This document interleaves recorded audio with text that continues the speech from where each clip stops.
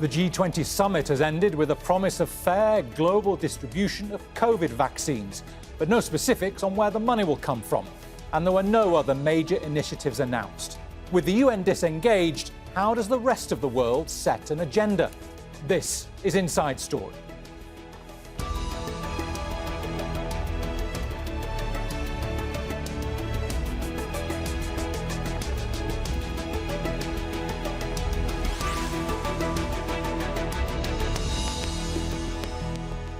Hello, welcome to the programme. I'm Bernard Smith. With a closing statement emphasising the important mandates of the United Nations systems, but with little in the way of a breakthrough announcement, the G20 has wrapped up its annual summit. It was hosted by Saudi Arabia this year virtually. There was a call to ensure fair access for all to the vaccines for Covid-19, and developing nations want a plan for extending debt relief. But there was no firm commitment to that in the final communique, while Donald Trump missed part of the summit to play golf. Our diplomatic editor, James Bays, reports. Saudi Arabia's King Salman concluded this two-day summit, conducted by video conference, and handed over the G20 presidency to the Italian Prime Minister Giuseppe Conte. But then, in a previously unannounced appearance, the King's son, Crown Prince Mohammed bin Salman, made his own address. The man who's in day-to-day charge in Saudi Arabia and who human rights campaigners blame for the continued repression in the kingdom said the G20's actions will greatly help the world deal with the pandemic. In light of the outbreak of Covid-19 and its health, economic and social repercussions, our cooperation has been important more than ever. Together, we have addressed this challenge with seriousness necessitated by the responsibility to preserve human life, protect livelihoods, mitigate the ensuing damage of this pandemic, and raise readiness to face any future crises, God forbid. But compare that with the demands of the international medical and humanitarian community. The UN Secretary-General, who is one of those who took part in the G20, made it clear at a news conference on Friday how much money was needed to get the vaccine to the poorest parts of the world. But 28 billion more are needed, including 4.2 billion before the end of the year. This funding is critical for mass manufacturing, procurement and delivery of new COVID-19 vaccines and tools around the world. That funding was one of two main asks by the Secretary-General, but it's not here in the final declaration by G20 leaders. He also asked that debt relief offered by the G20 earlier in the year to some of the poorest countries on earth be extended to middle-income countries who need it. Again, it's not here, and the G20 have fallen short. James Bays, Al Jazeera, at the United Nations. The G20, or Group of 20, was set up in 1999 as a leading forum for global economic cooperation.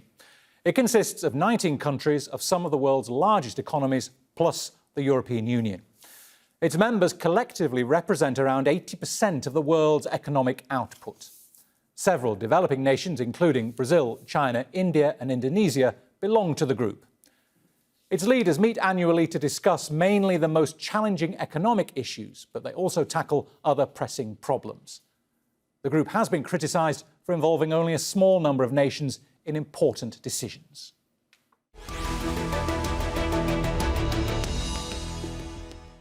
And let's bring in our guests. Anne Pettifer is a global economist and she joins us from Suffolk in the United Kingdom. In Ifran, Morocco, we have Nizar Massari, an Associate Professor of International Studies at Al Akwain University. And joining us from Washington, D.C. is Hilary Mann-Leverett, CEO of the political risk consulting firm Strategia and a former US diplomat. Welcome to you all. Hilary, I'll start with you, if I may. Did you think this summit achieved anything concrete? Well, of course, there was the usual communique, and that's a good thing. And I have to say, with just a lighthearted sense, that a summit like this, achieving a communique in the last days of a Trump administration, is actually an achievement. It shows that possibly the United States could stay involved in multilateral institutions. And as we transition to another administration, I would expect the new administration will be much more involved in summits like this and in multilateral institutions overall. And Hillary, there, was keen to strike a seemingly positive note. Do you go along with that? Do you think the summit achieved anything? I'm not sure that it did. And one of the reasons for that is about who was at the table. And the question is, you know, the United States was only at the table for some of the time. And many of those low-income countries that so desperately need a vaccine and that are suffering the consequences of this pandemic weren't at the table. And so we can expect that the communique would be bland. It would not really contain any real commitments, and nor has it. Having said that, I have to say that this must have been enormously challenging to have to hold a global summit digitally. It must have been really, really difficult for the leaders to manage. And I suppose insofar as they did manage something, that's commendable. But on the whole, it's disappointing, given the scale of the crisis faced by low-income countries. Nizar, you're in one of those countries that would need help distributing a vaccine. Did you see the summit as achieving anything concrete from your perspective? I think that bringing up the issue of COVID at that level is an achievement on its own.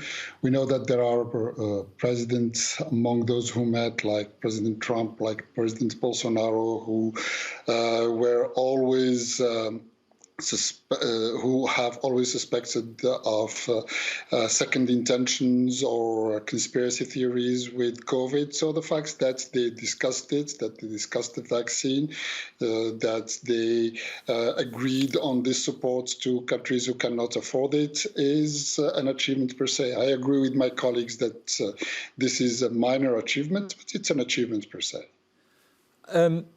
Hillary, the US wasn't really at the table, if you like. It's disengaged from these sort of forums.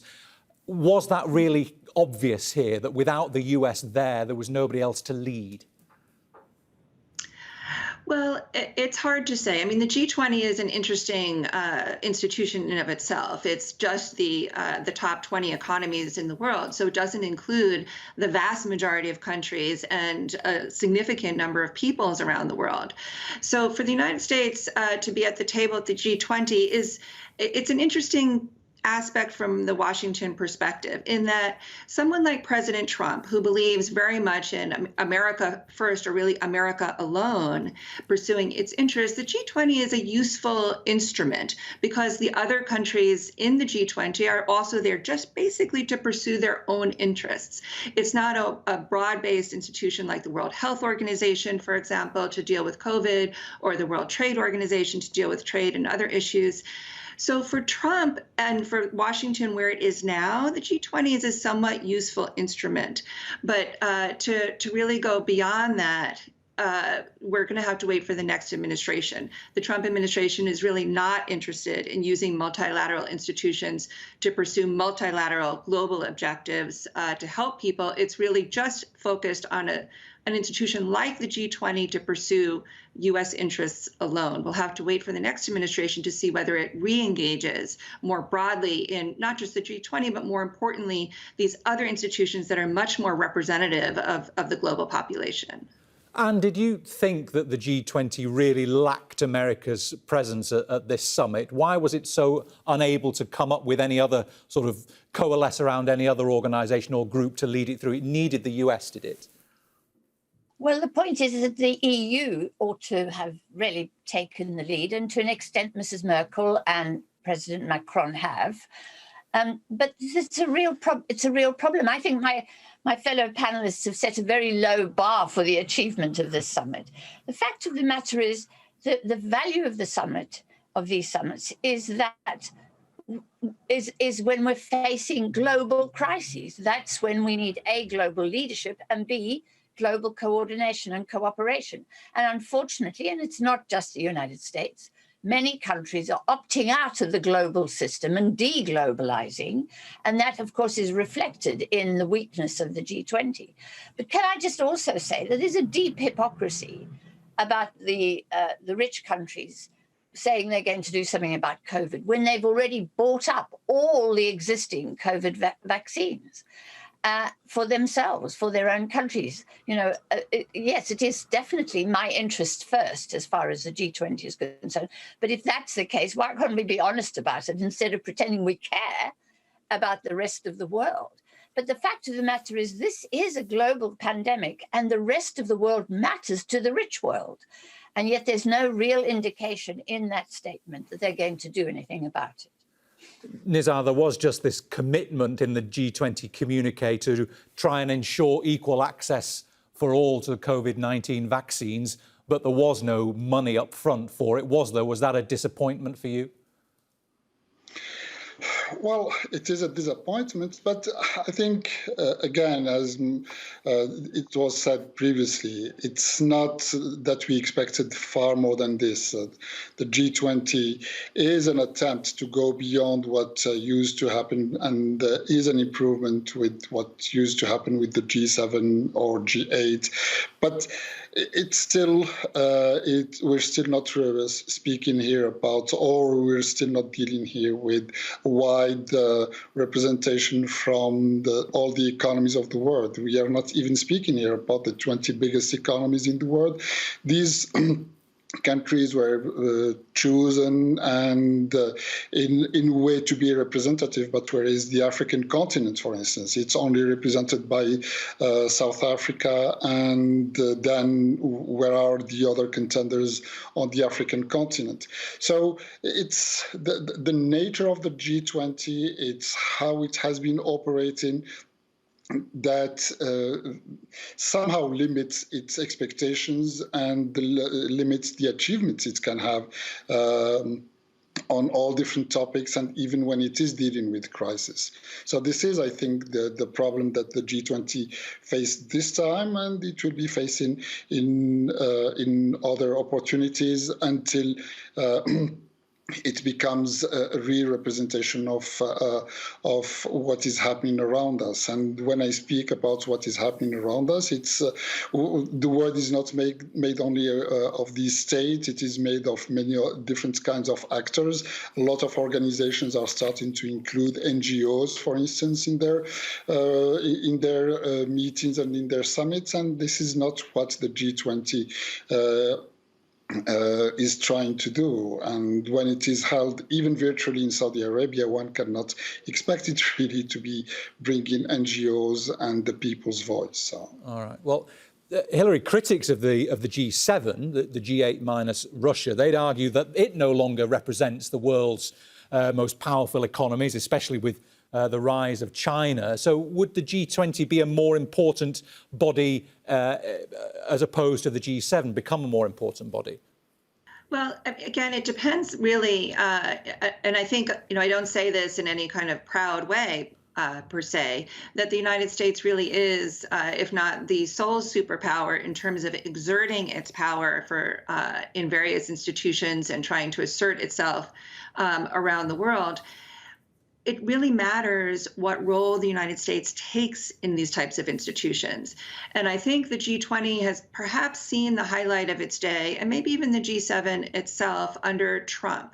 I think with an incoming Biden administration, you will see an administration more interested and more involved in broader multilateral institutions that are knit together by the tenets and pillars of democracy and human rights. It's going to be a very big change in terms of how the United States exerts itself on the world stage. So both the G7 and the G20, I think, were remnants of a United States trying to hold on to economic power that it had almost solely to itself in the wake of the collapse of the Soviet Union. But today, economic power is not something that the United States can solely control.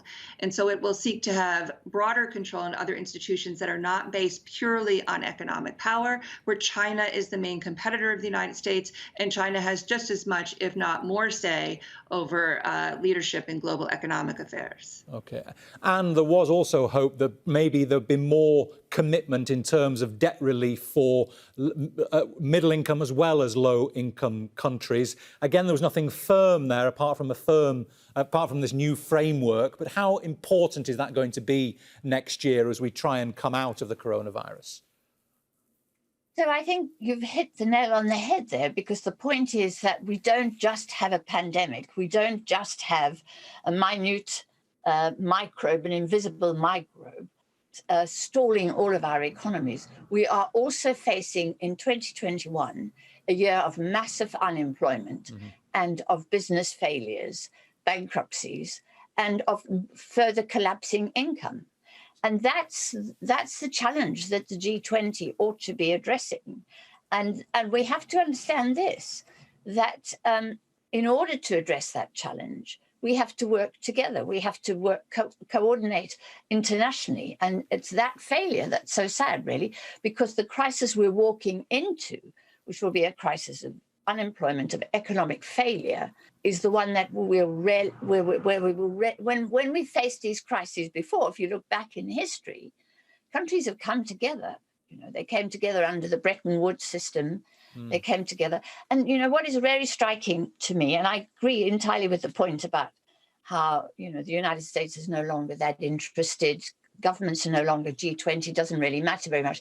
What's very interesting to me is that the world is capable of coordinating at an international level to rescue Wall Street, the City of London, and Frankfurt, basically. In other words, the financial system. So we've watched central bank governors, from the Federal Reserve to the Bank of England, to the Bank of Japan, to the Bank of the ECB, work together, coordinate and help each other to tackle the problems faced by the finance sector. And it's deeply ironic that the leaders, the world leaders, can't do the same thing to tackle the problems facing, on the one hand, the ecosystem, and on the other hand, millions and millions of the world's people.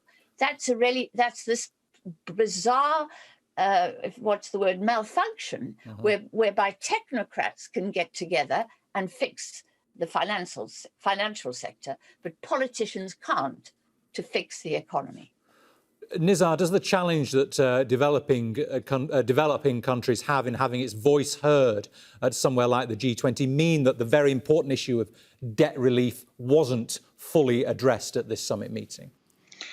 Well, yes, absolutely. In the sense that we've been speaking about reforming the institutions of Bretton Woods for a couple of decades now, or even more than that. Many countries, many other states have been speaking about reforming the institutions of Bretton Woods to give voice to these to the rest of the world, and this has failed.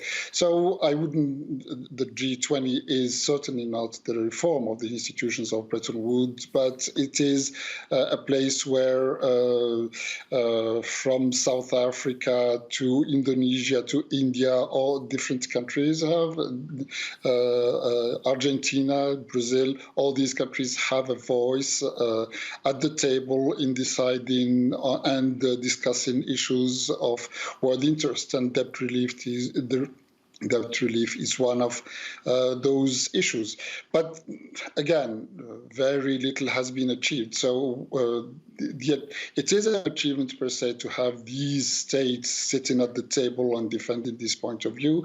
But it's another issue whether they have concrete results have been achieved. So we still need really to reform the institutions of Bretton Woods. And when one remembers, for instance, that the IMF sits at the G20, so not much can be expected from reforming the institutions of Bretton Woods and bringing more legitimacy, not even speaking about efficiency, but more legitimacy to the world financial system. All right. Hilary, I wanted to ask you, in absence of sort of the US's leadership at events like the G20, why doesn't Russia or China want to fill the void? I mean, I know China might not want to have scrutiny of its how it works out its debt repayments, but why no one else tries to fill that void? Well, I think uniquely the United States has looked to and helped build these international institutions with a very particular, very selfish motive, which is for the United States to exert its power around the world through these multi-institutions to legitimize the exertion of U.S. power through multilateral institutions, including the G20, but including lots of other multilateral institutions. That's essentially the basis of U.S. interest in these institutions, is to legitimize American power.